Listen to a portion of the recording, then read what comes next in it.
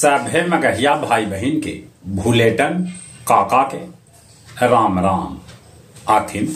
मगहिया खबर में सुनथिन देश दुनिया के खबर। आज गोवर्धन पूजा माने गैया डाढ़े। अपने सभे के गोवर्धन पूजा के बहुते बधाई। बिहार के मुख्यमंत्री नीतीश कुमार अपन हाथे जरौलन दिवाली के दिया। बिहार में विधानसभा उपचुनाव लेल उम्मीदवार सभे के भेटा गेल उनकर चुनाव चिन्ह। जन स्वराज पार्टी के प्रशांत किशोर कहलका कि लालू अपन समाज के काबिल आदमी के बनाथन, पार्टी के नेता हम करम समर्थन। बिहार में हेड मास्टर और हेड टीचर के परीक्षा के रिजल्ट जारी कर दिल गए। बिहार के कैकन जिला में धान के खरीद कल से शुरू हो गए। स्मार्ट प्रीपेड मीटर ऐप में खराबी आयल है, एकरा जल्दी ठीक कर लेवल जाए। चाइना एनसी पर विवादित टिप्पणी में फंस गलन सांसद अरविंद सावंत। आज बिहार से खुलत 15 गो स्पेशल रेल।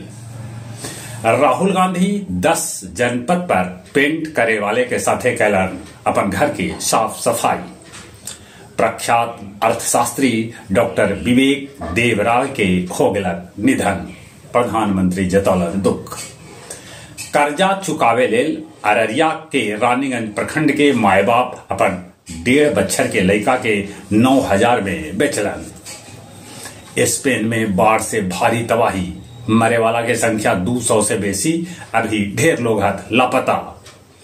गाजा में हालत एकदम से विनाशकारी है। इजराइल लेबनान पर कर रहा है लगतरिये हमला। अमेरिकी राष्ट्रपति चुनाव में मुकाबला एकदम से कांटा के। पाकिस्तान में आईईडी विस्फोट में 7 आदमी के मौत हो गई, जगरा में 5 गो लइकन हलन। बांग्लादेश के सड़क पर उतरलन हिंदू। उत्तर प्रदेश के राज्यपाल आनंदी बेग पटेल गया जी आके कैलन पिंडदान। मुफसिल थाना भी थर्मोकोल गोदाम में लगल भीषण आग से 15 लाख के संपत्ति के नुकसान के अनुमान है। हज और उमराह के नाम पर गया जी के tour and trust travel company 1 crore से बेसी के लगौलक है चुना। पैक्स मतदाता सूची के नाम जोड़े के लेके अनिश्चितकालीन हड़ताल पर बैठल गुरारू के लोग से मिले गलन एसडीओ, तब एसडीओ पर कैल गए हमला।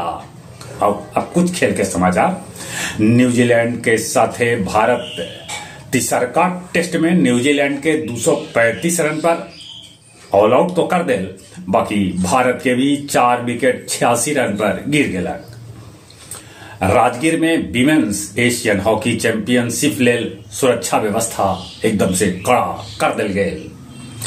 फतेहपुर में आयोजित दंगल में पहलवान सभे देखौलन दाव पेच। चेस में 3 बच्चर के अनीस कर रहा है कमाल। चले एक बार फिर से अपने सभे के भूलेटन काका के राम राम।